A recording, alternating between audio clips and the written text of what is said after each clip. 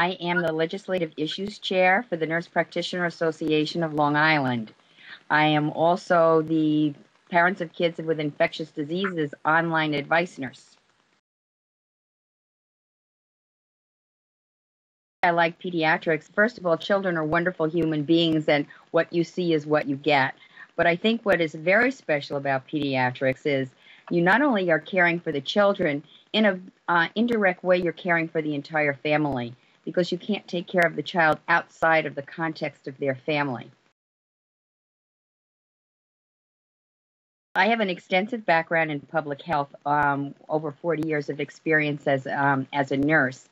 I have made it a mission of mine to learn about immunizations and vaccines, and I've been very fortunate to work with a lot of really wonderful people with various state health departments, as well as the Center for Disease Control and Prevention, and other nationally recognized leaders on the national level to learn about immunizations. I've also written extensively on vaccines and practiced and have a large practice myself. I think an average day for me is seeing a large number of children, making sure that they're vaccinated and making sure that we talk to their moms or their dads or their grandparents and giving them the tools that they need and the information they need to care for their children and keep their children healthy and well so that they can grow up to be a healthy, productive adults.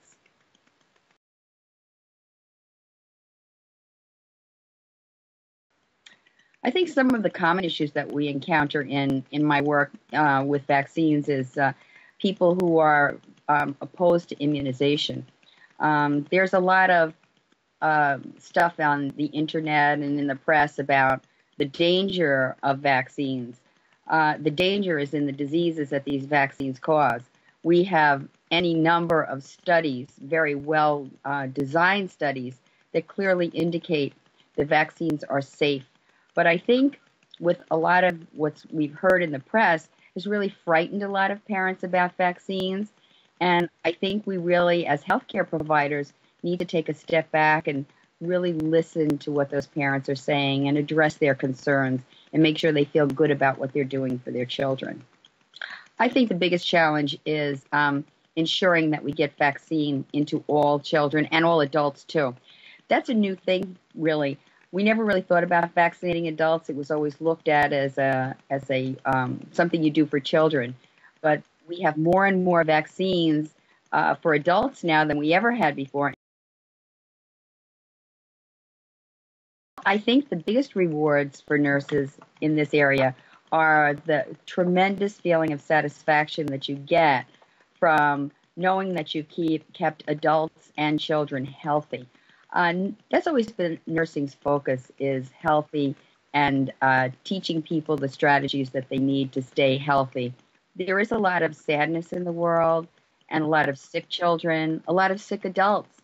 And to be in this particular phase of nursing is a positive thing and something to look forward to, and helping parents provide for their children so that they are going to have a healthy life is very, very gratifying.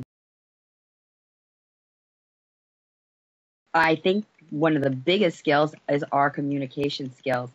We need to be able to explain to families how the vaccines work, be empathetic, listen to what the parent is saying to us, listen to the questions.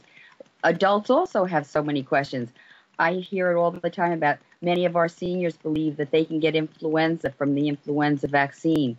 I think nurses really need to be well educated how to address these issues to allay that anxiety so people feel comfortable about their immunizations that are really necessary to keep them healthy and well.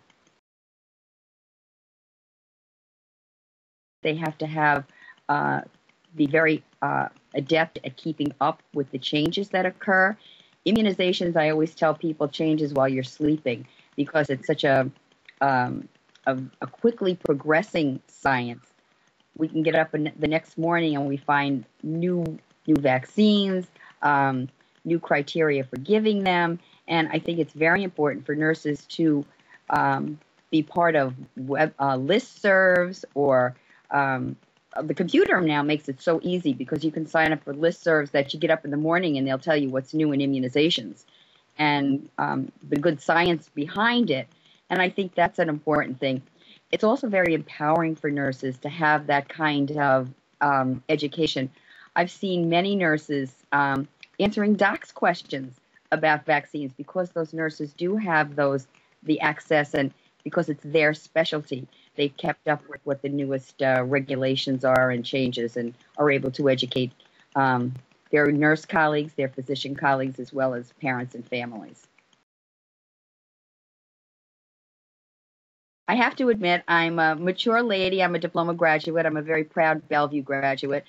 And we had such superb faculty that they clearly indicated what was expected of us as nurses and educators. And I think when I think back to what they said to us and how they really emphasize how nurses are communicators and educators, and that's our big role. And that's what makes us so well respected by the public, is our honesty and our integrity. Oh, I think the most significant changes are the evolution of nursing education. As I mentioned, I'm a very proud diploma graduate with several other degrees layered on top of that. But I think what one of the largest changes I've seen is how nursing education has changed from being just a skill, teaching it as a skill set, as to now it's being taught as evidence-based practice. Years ago, we did use whatever kind of science we had available, but I think we have so much more science now and so many more nurses who are actually doing research and getting that research published. And we want to use evidence-based practice wherever we possibly can. And I see that as a real progression. And I think nurses are really leaders in that area when we think about some of the areas of EBP or evidence-based practice and how nurses have really taken the lead in implementing that. We know we don't have enough doctors, and the focus of the physician is to cure illness. Nurses are looking to keep people healthy. Nurse practitioners work very hard to keep people healthy. And I think as part of the team, this is the way nursing is going to progress. It's going to be a real team effort between the physician, the nurse practitioner, in moving ahead to provide health care for everybody in the United States.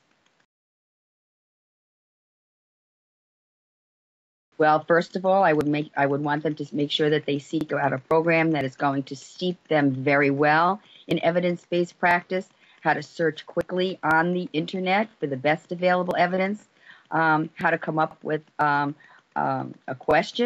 clinical question when in their practices.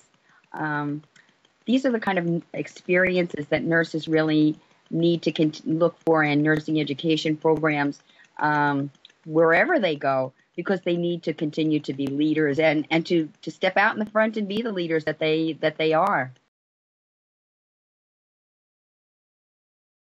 Well, I think they want to ask questions about what kind of clinical experiences they will be getting, what is the relationship, how many instructors or faculty members do they have in proportion to the number of students in the program, what kind of clinical experiences are they to expect? Ask about evidence-based practice. I would be thrilled if the student came to my school and had read and knew that evidence-based practice was the way that nursing and medicine were being practiced today, and had some questions about how they would be taught and what is the curriculum related to that.